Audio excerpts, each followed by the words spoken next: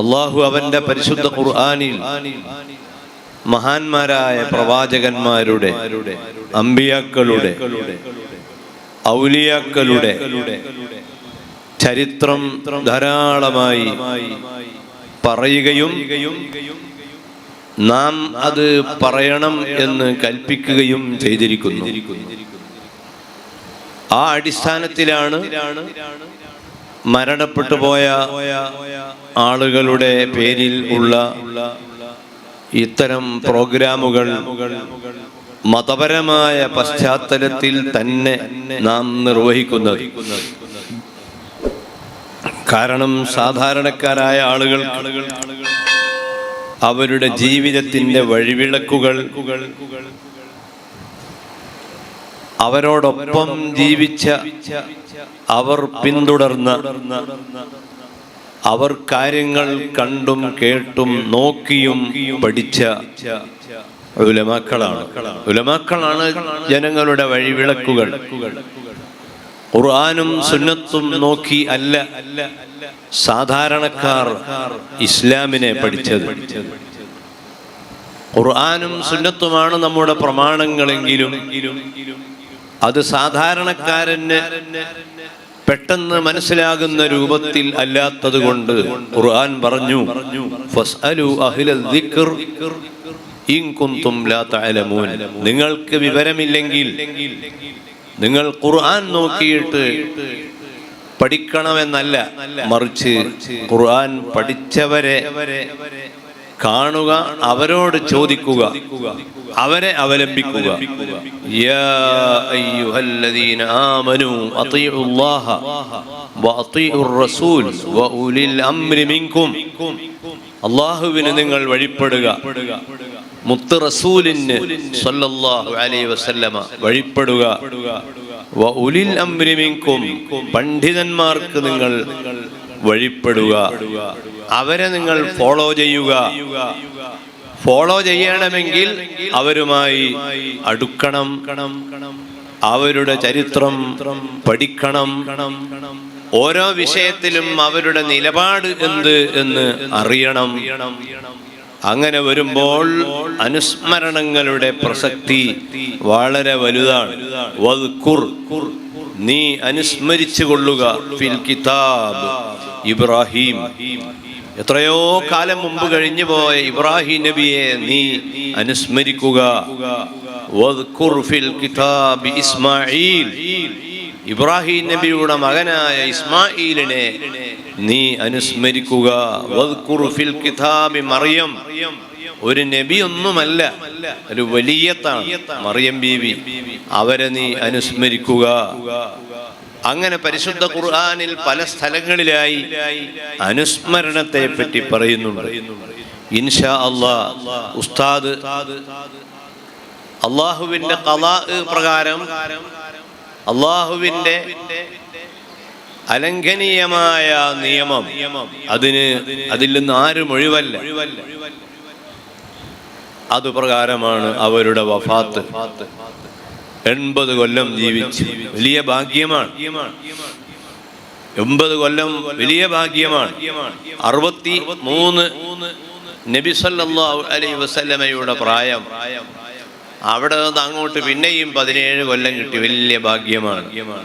അല്ലാഹു തആല അവരുടെ ദർജ ഏറ്റി കൊടുക്കട്ടെ. ഖൈറുക്കും മൻ ത്വാല ഉംറുഹു വകസുറ അമലുഹു, നിങ്ങളുടെ കൂട്ടത്തിൽ ഏറ്റവും നല്ല ആൾ കൂടുതൽ വയസ്സ് ജീവിക്കുകയും കൂടുതൽ കർമ്മങ്ങൾ നിർവഹിക്കുകയും ചെയ്തവരാണ്. വയസ്സ് ധാരാളം കിട്ടൽ ഭാഗ്യമാണ്. അതുപോലെ ആ സമയത്ത് അമൽ ധാരാളം ചെയ്യൽ, അതും വലിയ ഭാഗ്യമാണ്.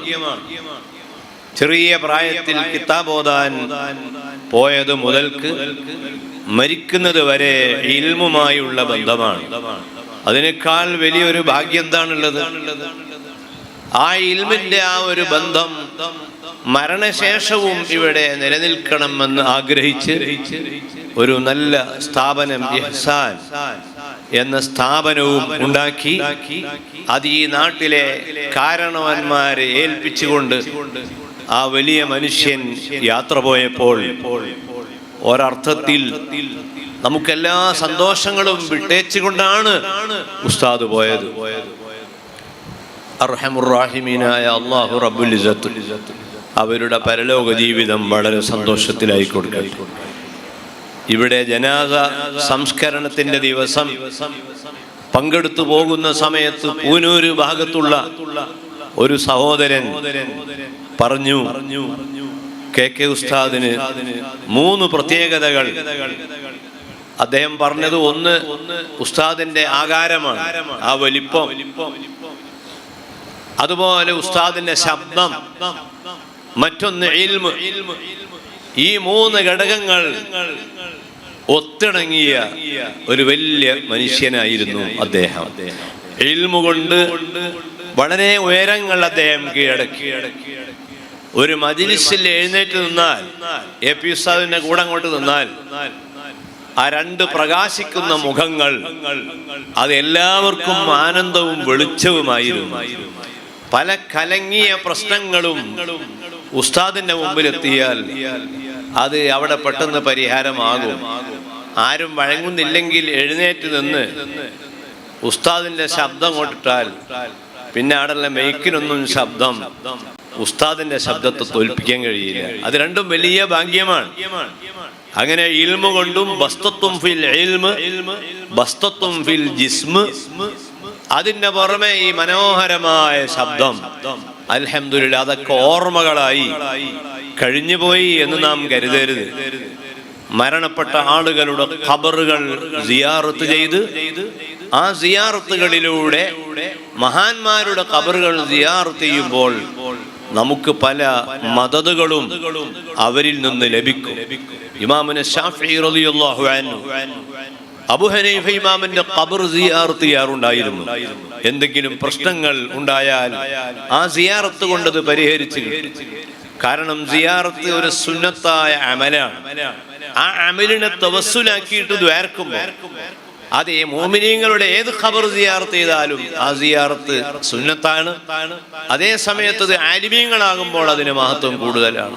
അങ്ങനെ എല്ലാ അർത്ഥത്തിലും ഉസ്താദിന്റെ ആ സാന്നിധ്യവും അവരുടെ കൂടെയുള്ള ജീവിതവും എപ്പോഴും ഓർത്തെടുക്കുന്ന ഈ നാട്ടുകാർ, ഇത് ഒരു കുടിയേറ്റ പ്രദേശമാണ് എന്നൊക്കെ മുമ്പ് പറയാമായിരുന്നു. ഇന്ന് ഇത് ഒരു പട്ടണമാണ്.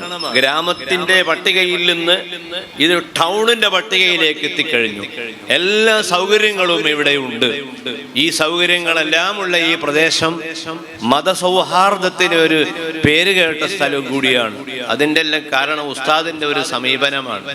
വളരെ പക്വതയോടുകൂടി പ്രഭാഷണത്തിലോ മറ്റ് സന്ദർഭങ്ങളിലോ ആരെയും വേദനിപ്പിക്കുന്ന ഒരു വാക്കും പറയാത്ത വലിയ തറവാട്ടുകാരെയും സാധാരണക്കാരെയും കോർത്തിണക്കി അവരുടെ പരിപാടികളിലൊക്കെ പങ്കെടുത്ത് സന്തോഷിപ്പിച്ച് ലോഹ്യം പറഞ്ഞ് ദഅവത്തിന്റെ മേഖലയിലൊക്കെ അദ്ദേഹത്തിന്റെ മാതൃക എല്ലാവർക്കും പിൻപറ്റാൻ കഴിയുന്ന കാര്യങ്ങളാണ്.